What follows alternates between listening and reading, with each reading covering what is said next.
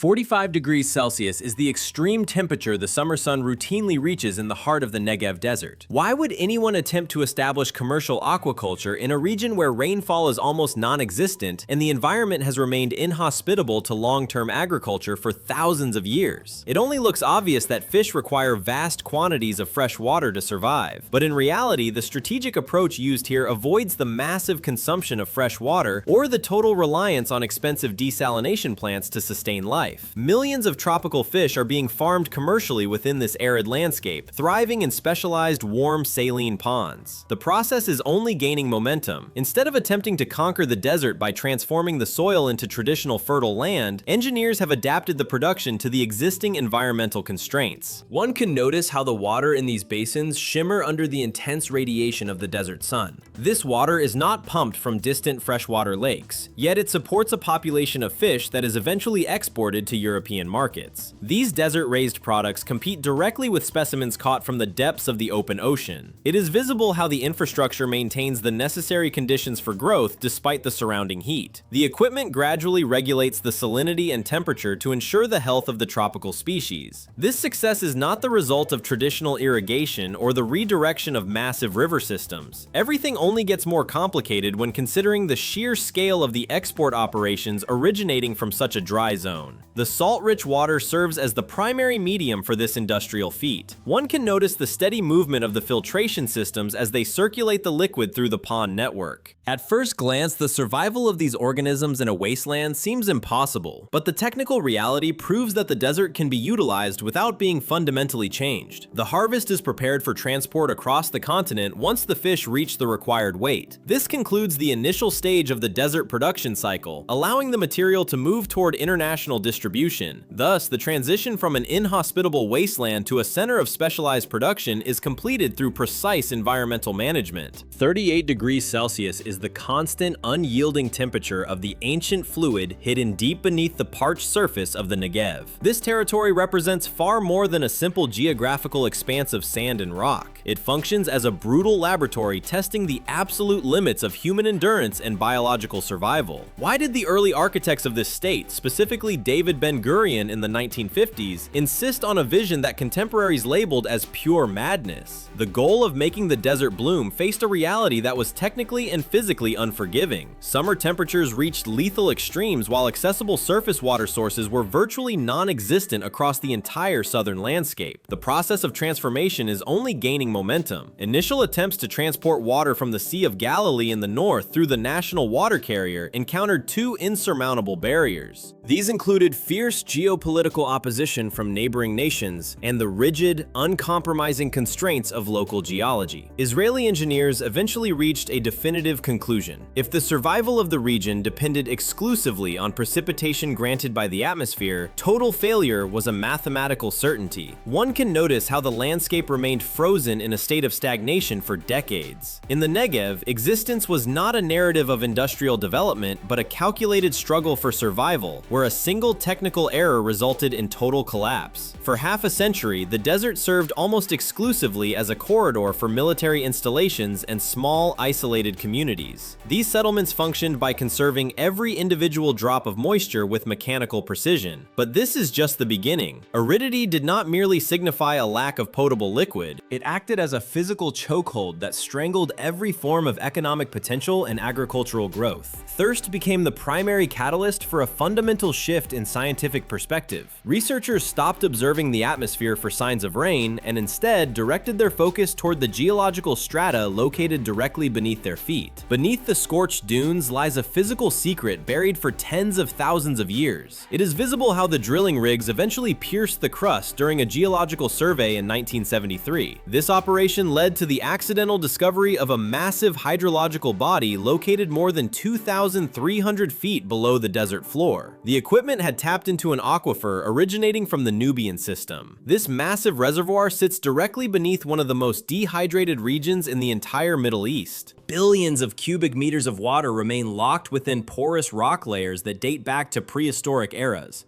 However, this resource was not conventional in its chemical or physical composition. It consisted of fossil water, an ancient deposit formed during a period when the climate of North Africa was humid and lush. Because it is not replenished by modern rainfall, the volume is finite. It gets more complex further on. The liquid was brackish, occupying a chemical middle ground between fresh water and the sea. High concentrations of minerals such as magnesium, calcium, and potassium were dissolved within the flow. These levels were high enough to terminate the life cycles of most traditional crops within a period of just a few days. To the rest of the world, such a resource appeared technically useless for large-scale application. At first glance, the discovery was a disappointment, but in reality, it represented a stable thermal energy source. By the early 1990s, specialists at the Jacob Blaustein Institutes for Desert Research began to analyze the aquifer through a different lens.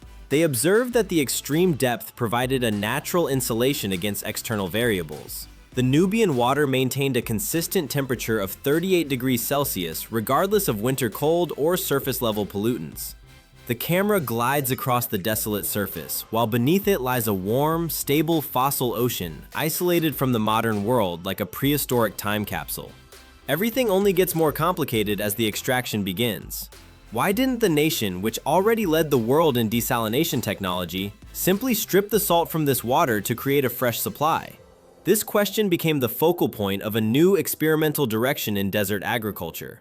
Instead of changing the water to suit the plants, scientists began to investigate if the water itself held hidden benefits. The ancient fluid began its ascent to the surface through high-pressure pumps. The molten stream of history enters the modern world to begin the next phase of the desert's transformation. 100% of the Mediterranean coastline adjacent to Israel serves as the foundation for the nation's massive desalination infrastructure. These industrial complexes utilize advanced processing to supply the vast majority of the domestic water required by the growing population. Why not simply construct high-pressure pipelines from the sea into the heart of the Negev, or desalinate the brackish groundwater sitting directly beneath the desert floor? The answer is found not in the limits of engineering, but in the rigid constraints of economics and energy consumption. Modern desalination depends primarily on reverse osmosis technology. This process functions by forcing raw water through ultrafine membranes under extremely high pressure to strip away salt molecules. Enormous quantities of electricity are required to power the complex pumping systems, leading to high and continuous operating costs. One can notice how this technology remains effective for producing urban drinking water, yet it becomes an immense financial burden when applied to large-scale agriculture. Each hectare of desert cultivation may require tens of millions of gallons of water annually. But this is just the beginning of the logistical challenge. The cost of agricultural products grown this way would skyrocket, rendering them entirely uncompetitive on the global international market. It only looks obvious to treat all salty water, but in reality, the byproduct creates a secondary crisis. Desalination inevitably produces brine, which is a highly concentrated saline wastewater heavily loaded with residual salts and minerals. Along the Mediterranean coast, this brine can be safely diluted and discharged back into the deep ocean currents. However, in the landlocked Negev desert, the management of brine remains an almost unsolvable environmental problem. If this concentrated waste were released directly into the arid soil, it would destroy vital microorganisms and disrupt the delicate soil structure. Such an action would cause permanent long-term damage to an already fragile desert ecosystem. Israel realized it needed a significantly smarter approach to resource management. The process is only gaining momentum. Instead of the energy-intensive task of turning saline water into fresh water for conventional crops, scientists sought an organism that could thrive directly in that stream of hot, salty water. And this was the precise moment when tropical fish entered the industrial picture. The concept of raising aquatic life in the center of a barren desert sounds like a joke at first glance, but in reality, it was a highly strategic and calculated move. Israeli researchers realized that the salinity of the Negev's deep groundwater is approximately 1/10 that of standard seawater. This specific chemical signature matches almost perfectly the ideal natural habitat of several fish species possessing high economic value. Barramundi, also frequently known as Asian sea bass, is one of these primary species. This is an ancient biological species that naturally inhabits estuaries and brackish waters across Australia and the regions of Southeast Asia. In the wild, barramundi thrive in specific environments where fresh river water and seawater mix, maintaining consistently high temperatures throughout the year. year. They spawn in saltwater and then migrate long distances upstream into freshwater rivers. This makes them exceptionally well adapted to constant fluctuations in both salinity and ambient temperature. These unique biological traits make barramundi extremely difficult and expensive to farm efficiently in the climates of Europe or North America. Everything only gets more complicated when dealing with northern latitudes. During the winter months, outdoor water temperatures in those regions often drop far below the survival thresholds for tropical species. This forces commercial fish farms to rely on artificial heating systems that consume vast amounts of electrical energy and fossil fuels. Rising operating costs inevitably drive up market prices, leaving the final product expensive and unable to compete. In the Negev, however, this specific economic problem simply disappears. Groundwater pumped from deep, ancient aquifers arrives at the surface already warm. It maintains stable temperatures during every season of the year. No industrial heaters are required for the tanks. No additional fossil fuel is consumed to maintain the environment. What was once considered the desert's greatest natural disadvantage, the intense heat, becomes a consistent source of free energy for the facility. Transition to the next level involves diversifying the stock within these saline systems. Alongside the barramundi, researchers also selected tilapia and European sea bass.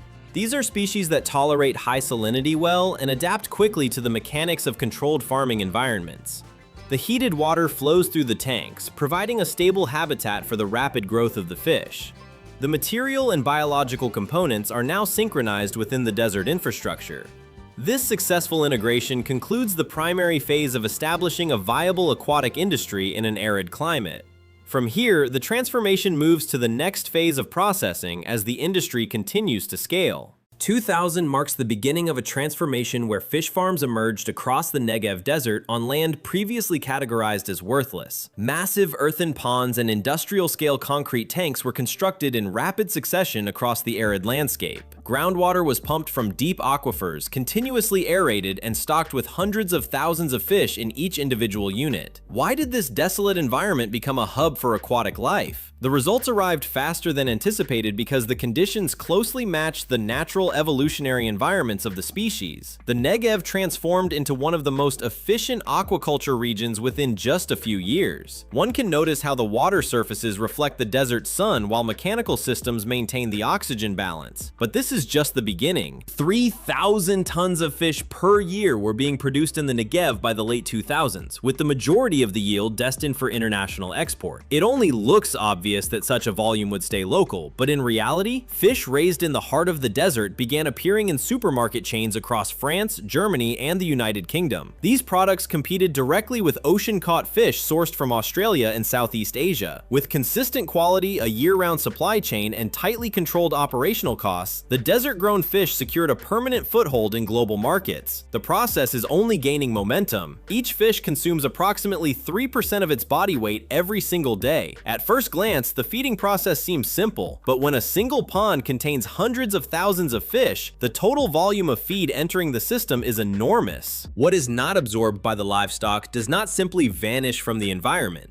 The organic matter is rapidly broken down and converted into ammonia, a chemical compound that is extremely toxic to aquatic life. Once ammonia concentrations exceed just 2 parts per million, the physical integrity of the fish begins to fail. Gills suffer immediate structural damage as the chemical levels rise. The nervous system of the fish weakens and mortality rates rise sharply across the entire population. In conventional aquaculture systems, this is the specific point at which technological intervention becomes unavoidable to prevent total loss. One can notice the activation of complex mechanical and biological filtration systems combined with continuous water circulation. These setups are highly effective for maintaining life, but they come at a significant financial cost. Everything only gets more complicated when calculating the energy requirements. The electricity consumption for these filtration units alone can be equivalent to the power used by dozens of households. This drives operating expenses sharply upward, threatening the profitability of the entire enterprise. It seems simple to look for alternatives used in marine aquaculture, such as discharging wastewater directly into the environment. In those scenarios, polluted water is diluted in the vastness of the ocean, trading localized environmental contamination for the immediate survival of the fish stock. But in the Negev, the option to discharge waste simply does not exist. The equipment gradually circulates the same volume because there is no sea nearby to receive the effluent. More importantly, there is absolutely no water to waste in an arid desert where every gallon is a strategic resource. The camera glides along the sealed perimeters of the tanks where the water must be preserved at all costs. This concludes the initial phase of establishing desert aquaculture under extreme resource constraints, 15 to 20%. This is the specific increase in olive yields achieved through a revolutionary biological synergy in the desert. Why would researchers deliberately channel contaminated water from fish tanks directly into orchards of date palms and olive groves? It might seem that the buildup of organic waste and nitrogen compounds would suffocate the plants or poison the soil. But without these concentrated nutrients, the parched desert earth remains sterile, lacking the essential elements for robust growth. The experiment conducted by specialists at Ben-Gurion University proved that salt-tolerant crops do not just survive in this environment, they thrive by consuming the very waste that once threatened the aquatic ecosystem. One can notice how the dark, nutrient-rich water flows through a complex network of pressurized pipes. At first glance, this liquid appears to be a byproduct destined for disposal, but in reality, it serves as a high-potency natural fertilizer. The trees actively absorb the fish waste, transforming nitrogen into dense foliage and high-quality fruit. It gets more complex further on. The integration of aquaculture with agriculture creates a model known as integrated aqua agriculture. This closed-loop system begins deep beneath the arid surface. Powerful pumps bring hot saline water from the depths of the earth into specialized tanks where fish are raised under the constant supervision of automated sensors. The process is only gaining momentum. Everything only gets more complicated as the water moves from the tanks to the fields. The liquid is not discarded after it becomes saturated with organic matter. Instead, it is diverted to sustain the surrounding vegetation. It is visible how the drip irrigation technology operates with mathematical precision, delivering exactly the required volume of water to the base of each individual plant. This method ensures there is no loss from evaporation and no redundant runoff, preserving every drop of the scarce resource. Is it possible for the same water to perform two industrial functions simultaneously? The liquid that provides a habitat for the fish eventually nourishes the crops and undergoes a natural purification process before returning to the ground. This system functions like an intelligent living organism where every mechanical and biological component supports the others. The camera glides along the rows of trees where the fruit matures under the desert sun. Dates grown in the Negev region have become larger and sweeter, rapidly evolving into premium products on international markets. These fruits command a price 20 to 30% higher than those from conventional growing regions due to their superior quality. Beyond the increased size, the oil content of the olives is significantly higher compared to those grown using traditional irrigation methods. But this is just the beginning of the impact. By the year 2024, this integrated model had become a central pillar of the national food security strategy. It simultaneously addresses the three most critical challenges of the desert environment: the production of food, the management of waste, and the conservation of water. The equipment gradually monitors the flow, ensuring the balance is maintained as the system scales. Transition to the next level. In the face of intensifying global climate change, the value of such a closed-loop infrastructure extends far beyond simple food production. This methodology demonstrates a sustainable path for industrial-scale farming in extreme environments. The material cycle concludes this phase, opening the road to broader applications of the technology. Thus, the integrated system reaches a state of equilibrium, providing a blueprint for future desert development, 100 times more efficient than traditional methods. This is how the economic value per cubic meter of water is measured in the integrated fish agriculture model of the Negev. Why is such a massive leap in productivity possible in a barren desert? At first glance, the sand seems to offer nothing, but in reality, the hidden ocean beneath the surface provides a constant flow of naturally hot groundwater. This thermal energy completely eliminates the requirement for external heating systems in the aquaculture tanks. But this is just the beginning. The process is only gaining momentum. One can notice how nutrient-rich wastewater flows from the fish tanks directly into the irrigation systems of nearby fields. This biological cycle dramatically reduces the necessity for chemical fertilizers, which in turn turn cuts the consumption of energy and fossil fuels typically required for agricultural production. Everything only gets more complicated when considering the logistical shift. Barramundi, tilapia, and premium olive oil from this arid region now reach markets in New York and London. A territory once categorized as a national burden has been transformed into a high-value production hub. The equipment gradually monitors the transition of these goods from the desert to global tables. It seems simple to just pump water, but one question remains regarding the long-term viability of these finite fossil water resources. Can the balance be maintained as the depth of the extraction increases? The Negev serves as a blueprint for other arid zones spanning from the Middle East to Arizona in the United States. Transition to the next level. By turning saline water and extreme heat into mechanical advantages, the system redefines the limits of sustainable cultivation. It is visible how the harsh climate is harnessed rather than fought. The underground reservoirs have become a technological marvel and a symbol of adaptation in a world with diminishing resources. Thus, the material remains a testament to human engineering pushing beyond environmental constraints. The story of the desert concludes this phase, opening the road to further global implementation.